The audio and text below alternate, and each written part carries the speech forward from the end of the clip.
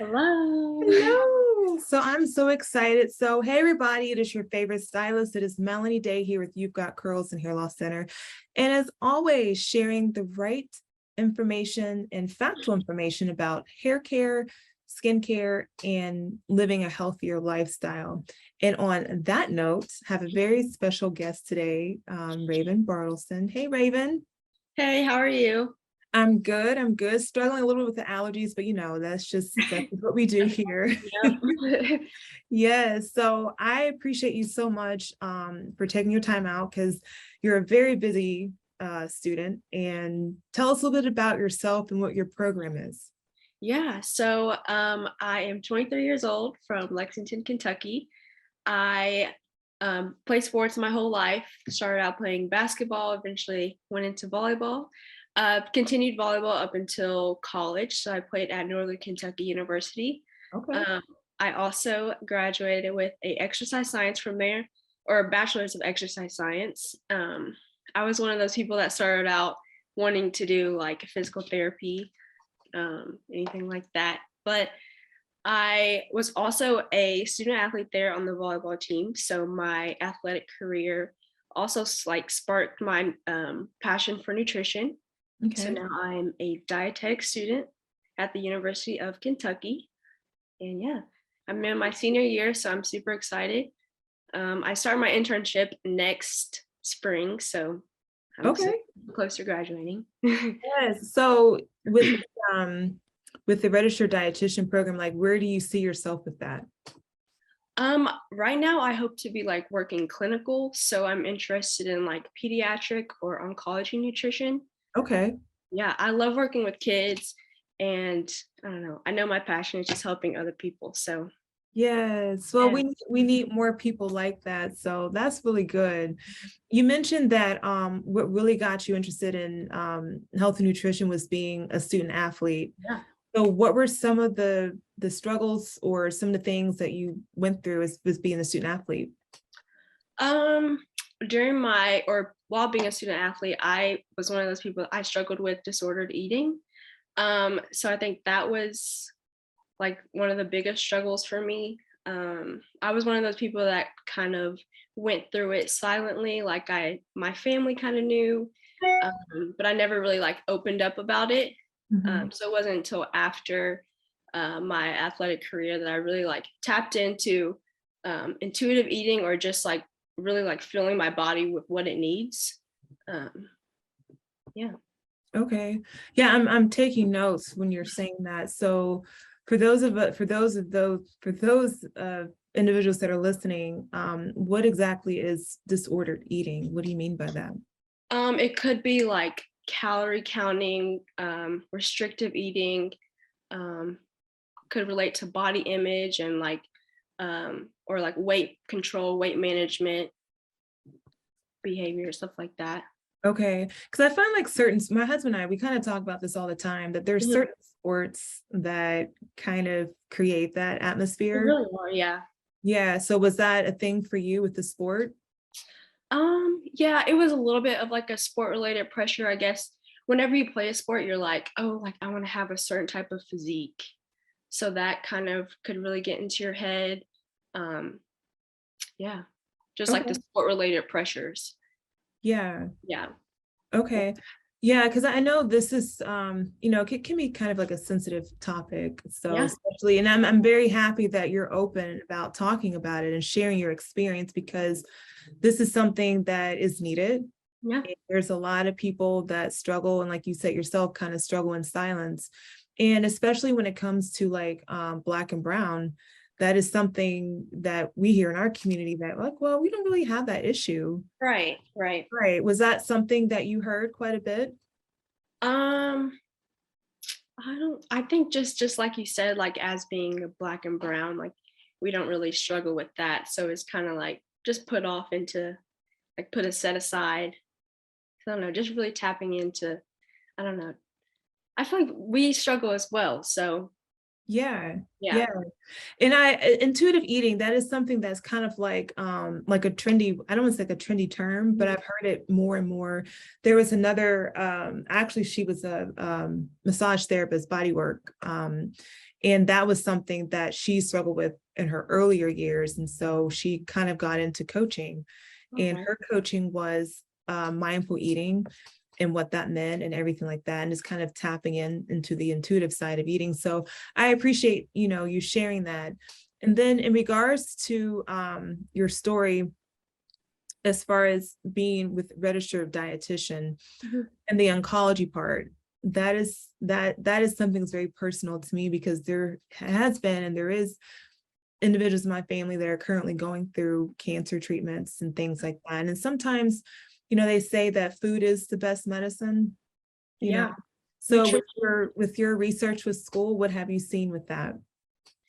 I'm still kind of learning about the oncology nutrition. I haven't really done a lot of research on it, but just by like shadowing, like you said, your nutrition is so important at that time. Your body's going under like so much stress. So just really seeking out a dietitian, working with a dietitian with your nutrition is important.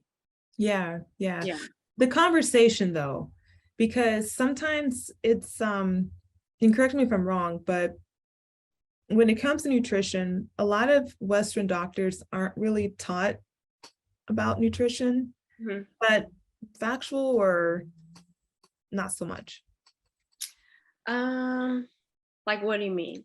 Sorry. Well, like in the sense of when it comes to health and nutrition, like Right. from what I've heard, they don't get a lot of clinical hours when it comes to nutrition. It's more of like, Oh yeah. we'll kind of push pills and do all this stuff. But sometimes things can be reversed with good nutrition, especially for taking certain medications.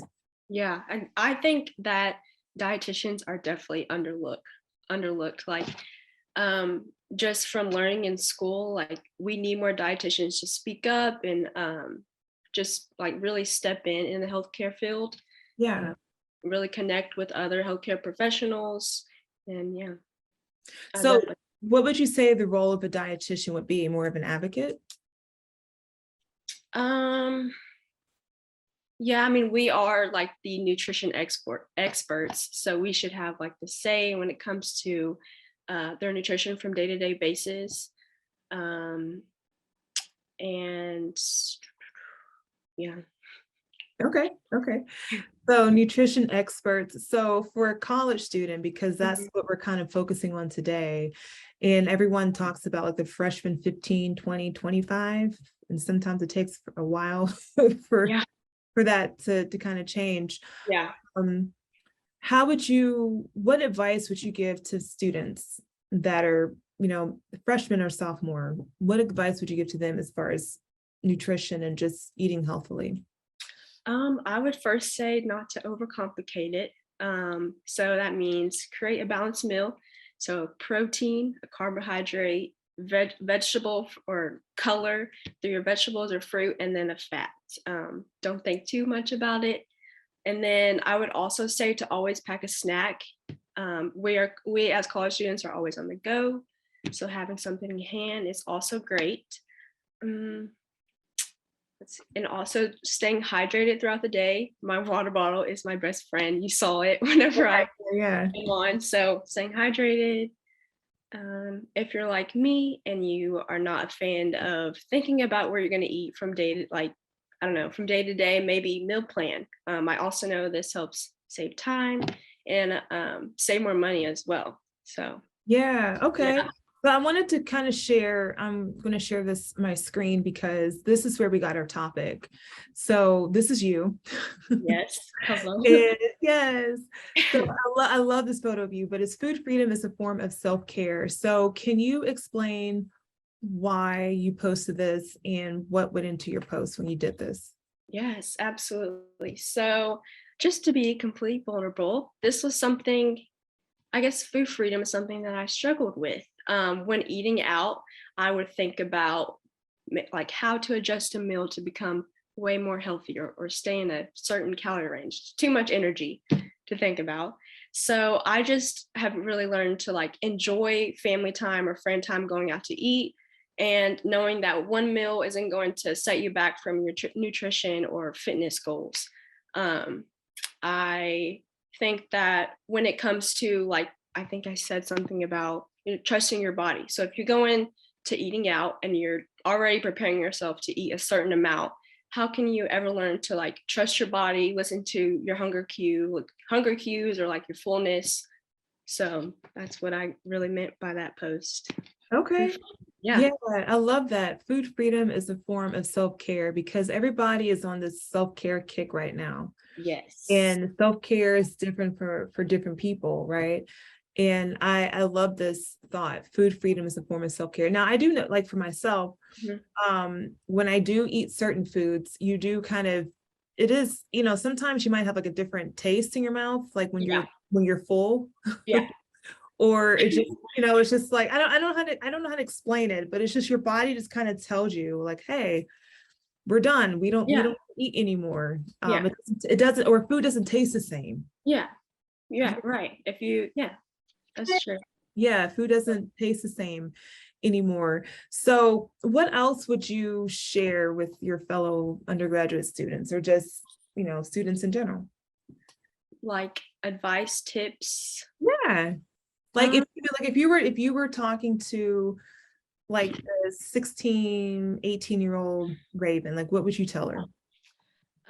Not nutrition or fitness related. I would say to just be yourself, not to worry about what other people think of you. That there's so much beauty in like finding your own passion and dreams, and running with it. So I would definitely say that. Someone is always going to have something to say regardless of what you do. So like my mom says, whatever brings you peace, do it. Yes.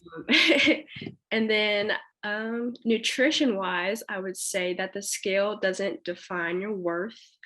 I think that we live in a society that like glorifies smaller bodies.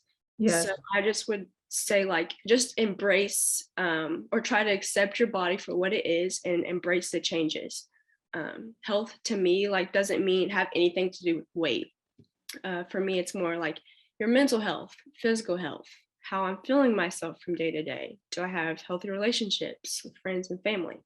So yeah, those are all good pieces. We're going to have to these are nice quotes. yeah. The scale doesn't define your worth. Embrace the changes. Mental health. I love all of that because I think recently in the news they were talking about the BMI chart. I wish that would go away. and what that means. And it's like for a lot of us, I mean, and you can give me the rundown on it because I don't know all the technical terms behind it. But basically, if you were to go to the doctor and they're measuring you based on your weight, your height, and all of that, you would always fall in or individual I would fall in the range that was like, oh well, I'm overweight, and then in reality, I'm not. Yeah. Explain what the BMI chart is. So the BMI chart puts you in a category based on your weight. So there's underweight, normal, overweight, obese, whatever that means. But I just think it is just something that should be just gone. I doubt that it ever will be, but anyone, I don't know. There's so many things that could go into your weight. If you have more muscle mass or right, hydration, I don't know. It just doesn't tell you your health to me. Right.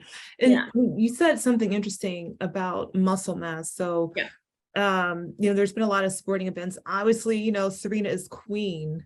She is the queen. She is the GOAT of a lot of things. And so I've been watching her her last few games with the US Open. Pure muscle, right? Right. And I didn't realize that when you have a lot of muscle in your system, it can also affect your creatine levels. Did not know that. Did not either. Yeah, I did not know that either because it's like and that's just because of personal experiences that I know of. Right. But it's interesting, like when you go to the doctor and you have these conversations, so you're like, hey, I'm working out, I'm doing this, I'm taking this supplement, that supplement. Okay, well, it can have certain reactions with your body, or your body is filtering certain things out through your kidneys or your liver.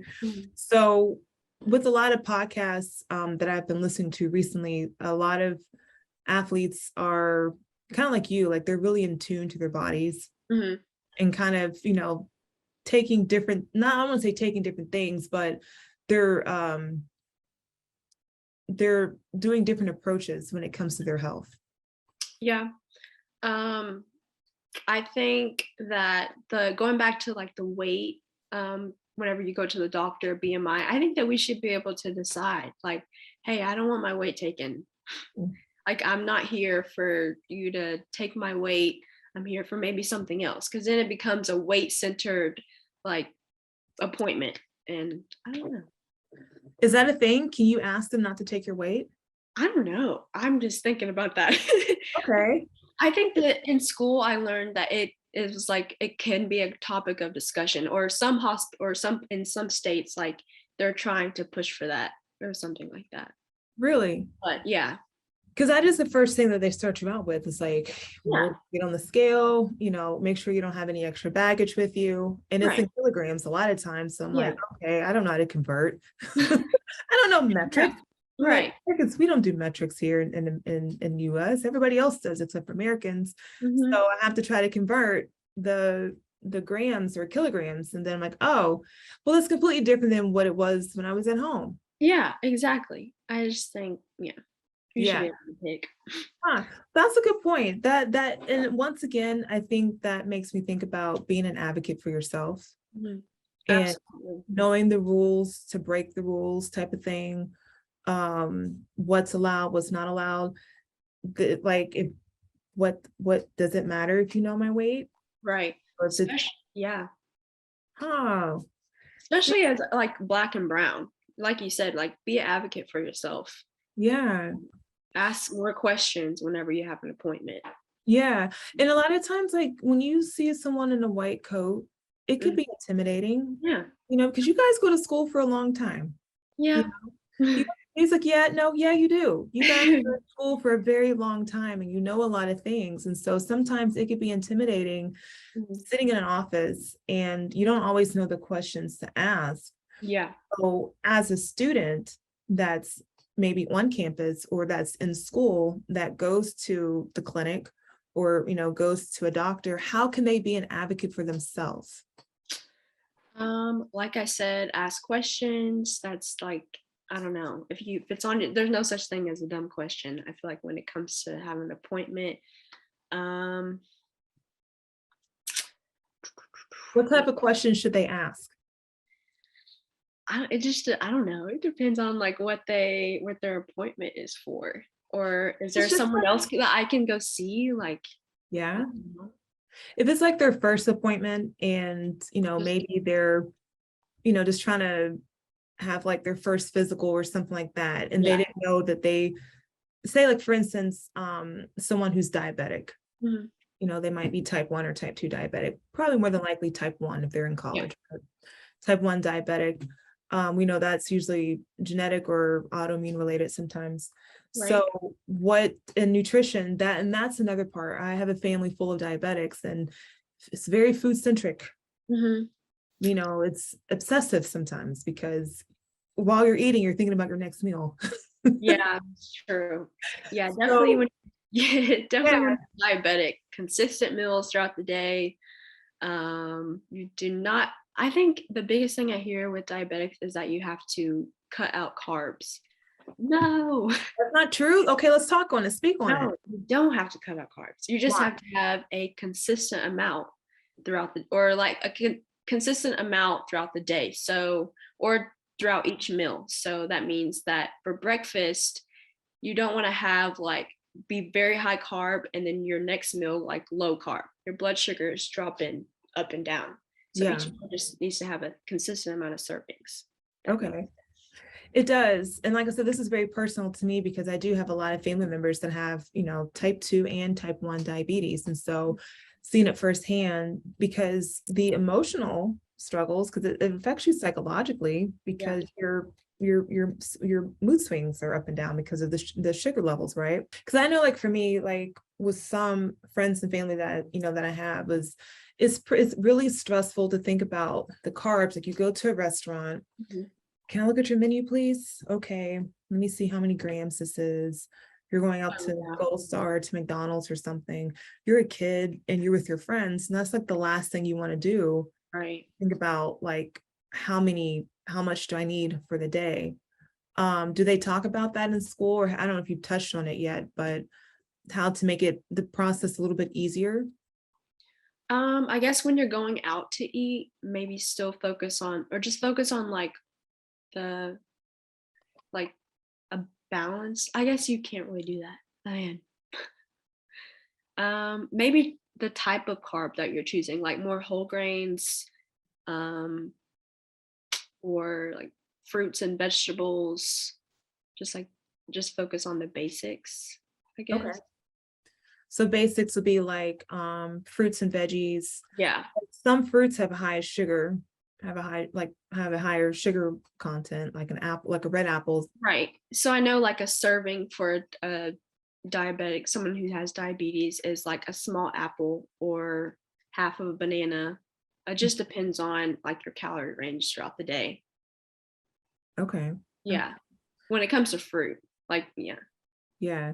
There's a lot to learn. And there that's is. and that's what makes it hard. Yeah. Now I'm interested in learning more about diabetes. Yeah, see, I'm getting the wheels turning. I mean, it's especially at UK, they have the whole um I forget the name of that branch Mhm. there in UK just for diabetes studies. Right. Um, Okay. but it's a Barnstable, I think Oh, it's Barnstable's research. But yeah, because it is something, and you think about it, it's just like sometimes like your body metabolizes food so quickly, mhm. or like you ate something and you got that itis, and then itis hits you and you just out. You're out for Oh, like yeah. 4 hours, like your blood sugar drops, and you're just like, Oh, oh, yeah. I'm so tired. Or you become hangry. Me, it's like I said earlier, it's like I promise I ate, but I was Yeah. sleepy. I'm like, oh my goodness, like I had like a 5 ounce piece of salmon and some rice, Yeah. and a tomato. So Yeah. I should be fine. Yeah. I think I've learned something like if after you eat a meal, try like a little digestive walk outside. That's probably what I should have done because I just sat on the couch. And Yeah. That's normally me too. yeah, that's a good point. Okay. So saying that makes me think about different cultures, right? Yeah. Americans are pretty sedentary by nature. But when you look at other cultures, I think of like Asian cultures, maybe Oh like, my God. yeah, like Western European, Eastern European. I know my neighbor, it's an older Asian lady, and I usually see her doing her stretches or doing like a squat, like an Asian squat. I'm just like, and she's older. I'm like, wow, that is fascinating. And Mhm. there's so much that we can learn from each other Yeah. cultures. Just moving and the power of stretching and what that does, Yeah. because our I, bodies are meant to move. yeah. I think a lot of people have been like learning that walking is just a great way to move your body Yeah. too. So, I don't Yeah. know. So, yeah, a lot of people talking about their little hot girl walks or I haven't heard that one. Okay. Hot girl walk. I don't know. Yeah. Yeah. Okay. So there's a lot. There's a lot. Before we wrap it up, Raven, I wanted to say, well, actually wanted to get your thought on this. And I think you kind of touched on it earlier. Um, with students, you all live a very busy life, Mhm. and sometimes convenience is a lot easier. As far as just going to Chipotle or, McDonald's or whatever and picking up something. But as a student, budget is also a factor too. So where can students find, if they are wanting to shop for themselves, what are some good places where they can find quality food that's not expensive and that they can make at home? I would first say to like, I don't know, I'm a person that like will look up the sales at different grocery stores. So maybe start there. So, and this might mean you might have to go to more than one grocery store. Um, but I would suggest Kroger. Can never go wrong with Kroger. Okay. Really, um, Trader Joe's. I'm a huge Love Trader. Trader Joe's. Yeah, definitely a Trader Joe's fan. Um, do you have it? What were we saying? Aldi's? Yeah. Oh yeah, Aldi's. Yep, Aldi's. Um, I can't think. Walmart. You can go to Walmart and Yeah. find like, I don't know, affordable, healthy foods. Yeah. I'm trying to think where else. I mean, Whole Foods. Some people say that they can find reasonable stuff at Whole Foods, but I don't know. I say Whole Foods, whole paycheck, but Yeah. Yeah, like I could buy 2 things and it would be, I don't know. yeah. Yeah, no. Aldi's, Kroger, Trader Joe's. Trader Joe's has all the, I'm always in there just for self-care. Yeah. I love that's okay. Those are good places. So for those of you that are listening and you're trying to find places to go grocery shop that have good quality food, that are reasonably priced, Trader Joe's is a great option because they have a lot of organic things as well. Aldi's is another excellent option. They're, it's really good. Kroger's, like Raven said, you just want to get your coupons and kind of do things that way. And don't forget Walmart. Walmart's Oh, all yeah. good stores. Walmart, Meijer. Can't leave out Meijer. Yeah, Meijer. Yeah. So all these places you can find something, and it doesn't have to be perfect, but just get started. But thank you so much for being on here with us today. And for those who want to find you, like, how can they contact you if they have questions while on campus about nutrition? Yeah, my Instagram name, I'm growing or trying to grow. So it's simply nourished _Raven. So we'll do the Simply Nourished. Yeah, okay. Yeah. So they can find you on social media, right? Yes, absolutely. Okay. Yeah. And then at Nourished Fit _Raven is your other, is that on Facebook? No, so I actually changed my name because I wanted to focus. I want to be able to focus on, I love fitness, but I know that I'm passionate about nutrition and wanting to help other people with that. So I think that just combining it both was a little bit much for me. So I changed it to Simply Nourish _Raven. Oh, I like that. Simply Nourish. Okay. So once again, those that are listening, that are watching, catching this on a replay, you can find Raven on social media on Instagram at Simply Nourished _Raven, RAVEN, Raven. And yeah, make sure you follow her on social media, follow her Instagram page, and then also her journey while she is finishing up her dietetics schools, which I'm excited and really proud of her for doing that. So this is gonna be a fun journey to follow. Thank you. Yeah. All right. So thank you all for listening and for watching. And also, this is another benefit of being a part of our In Living Curls hair care community. Not only do we talk about hair care, but we also talk about things that relate to our overall health, our mental health, our physical health, and then also everything else that goes with it. So I am your favorite stylist, Melanie Day with You've Got Curls and Hair Loss Center. Thank you so much. And because sharing is caring, please share this with your friends and family. Have a good day, everybody. Yeah. Bye.